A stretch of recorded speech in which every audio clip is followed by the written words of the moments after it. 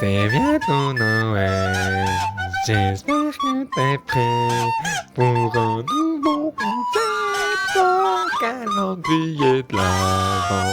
On va bien se marrer, on va bien s'amuser, on va surtout rigoler et bien se marrer.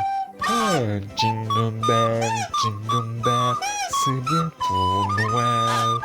Je fais de la pro, je sais pas ce que je dis, mais je sens que c'est légendaire.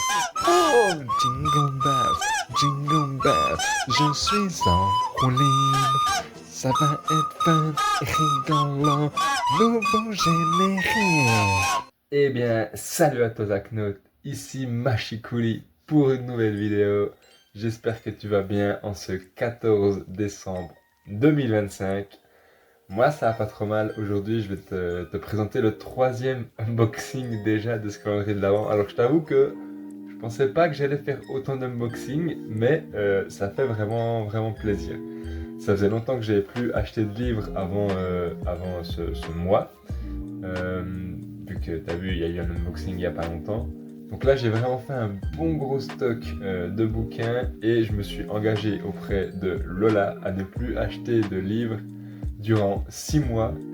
J'ai fait cette promesse le 20 octobre, je crois. Là, on est le 23 à l'heure où je tourne cette vidéo, 23 octobre. Donc voilà, pendant 6 mois, il faudra que je lise tout ce que j'ai à lire et que je relise d'anciens mangas, c'est en projet, que j'emprunte peut-être des bouquins à d'autres gens. Donc voilà, peut-être que la Zaknote Tech va revenir plus tôt l'année prochaine, on verra. Mais en tout cas, ça me fait super plaisir d'acheter autant de livres. Alors en fait, cet unboxing-là, il est un peu particulier, je te donne un petit peu de contexte. C'est que j'ai vendu mes One Piece. Voilà, j'ai réussi à vendre mes 3 coffrets. Alors je les ai vendus les 3 pour 150 francs. Certes, j'ai perdu pas mal de thunes, parce que voilà, on sait que quand on vend des mangas, on perd de l'argent par rapport à leur valeur qu'on a mis nous pour les acheter neufs. Mais ça m'a fait 150 francs et je me suis dit ces 150 francs, je vais directement les réinjecter dans des bouquins, comme ça me fait une sorte de circuit fermé, l'argent que je mets pour les bouquins, il reste pour les bouquins.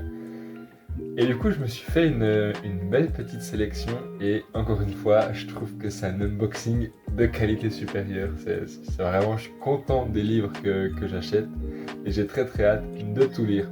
Voilà. Après cette petite introduction, on va sans plus tarder commencer avec ABC contre Poirot. Donc en français, ABC contre Poirot. Un Agatha Christie avec Hercule Poirot. Tu me diras, mais pourquoi t'as choisi celui-là? Personne n'en a jamais entendu parler. C'est parce que derrière, en fait, il y a tous les tomes qu'il y a dans cette collection. Et là, je savais plus lequel prendre, donc je me suis dit, vas-y, je vais me les acheter dans l'ordre. Donc, ABC contre Poirot, c'est le premier par ordre alphabétique. Et voilà, c'est pas plus compliqué que ça. Je connais rien de l'histoire, je sais pas du tout ce qui va se passer. Je sais juste qu'il y a Hercule Poirot dedans. Et voilà, c'est pas un très très gros livre. Hein. Donc, je pense qu'il sera assez vite lu. Mais c'est mon Agatha Christie de l'unboxing, il fallait bien qu'il y en ait un. Donc voilà, c'est celui-là. Ensuite, on poursuit avec le Chant d'Achille. J'ai tellement kiffé quand ma soeur elle me l'a prêté, j'ai tellement adoré ce livre que je me suis dit, voilà, il faut que je l'achète, hein, tout simplement comme ça. Je l'ai à moi, si j'ai envie de le relire, ça sera plus simple. Donc rien de plus à dire, si ce n'est que je suis très content de l'avoir acquis. En plus, je trouve qu'il est super beau en noir. C'est rare d'avoir des livres comme ça en noir avec l'écriture qui ressort. Bref, super, voilà, bravo, rien de plus à dire parce que tu as vu la vidéo il n'y a pas longtemps. Ensuite, et là je pense que je vais te surprendre. Là je pense que tu seras vraiment pris au dépourvu. Je suis pas peu fier de moi. J'ai acheté les tomes 26, 27, 28, 29, 30, 31 de... Je te laisse quelques temps pour essayer peut-être de deviner de quelle œuvre j'ai pu acheter les 6 tomes, ces 6 tomes-là. Voilà, encore un petit peu de temps, je mets un peu de suspense, c'est une vidéo un peu attractive. C'est un manga, donc voilà, ça fait très longtemps que j'ai pu acheter de nouveaux mangas. Et c'est ni plus ni moins que Tokyo Revengers. Alors, Tu vas me dire, mais pourquoi t'as fait ça? Je t'explique. J'ai vendu des mangas, donc je me suis dit, j'étais obligé de racheter quand même un petit peu de manga. Et j'ai plusieurs collections à compléter. Mais le problème, c'est qu'il n'y en a que 3. Il y en a 3 qui sont déjà finis. Tu vois. Tous les autres, elles sont encore en cours de parution. Et je me suis dit, je vais pas acheter 3 tomes de Spy Family pour les lire comme ça maintenant. Puis après, je devrais relire tout parce que je ne m'en souviendrai plus. Donc je vais acheter que des collections qui sont déjà finies, essayer de les compléter.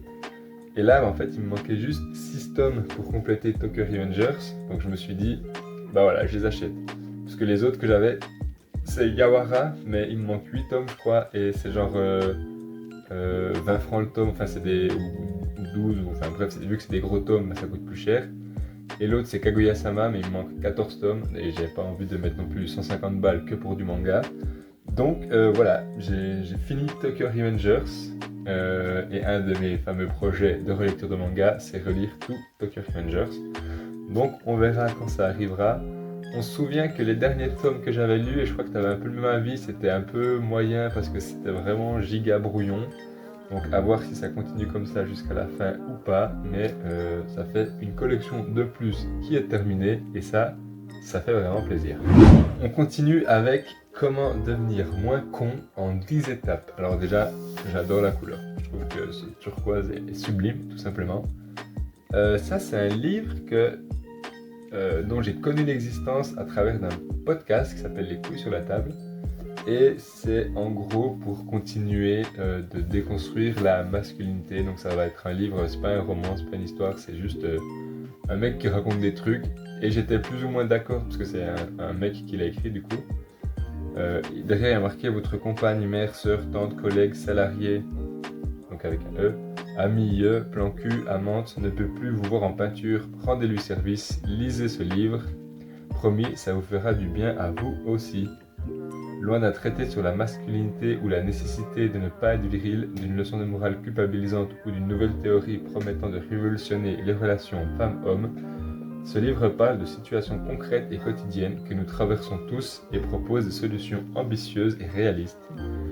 Donc voilà, c'est dans cette continuité que j'ai de me déconstruire et d'aborder un peu le féminisme. Donc voilà, ça va être assez chouette à lire et je pense assez intéressant parce que j'étais plus ou moins d'accord avec tout ce que disait le mec dans le podcast.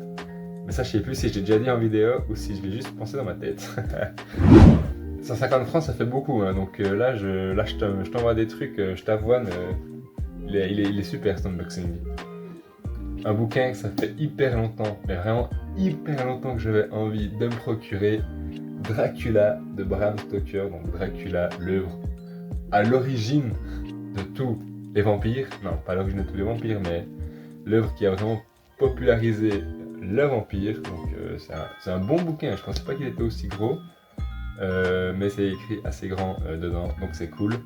Ça, j'ai très hâte de le lire. C'est un peu comme Frankenstein, tu vois, comme Dr. Jekyll et Mr. Hyde, pour continuer d'aller à la source même des créatures de fiction qu'on connaît à travers notre vision actuelle, et vraiment aller là où ils ont été créés pour la première fois, si je puis dire. Donc ça va être super.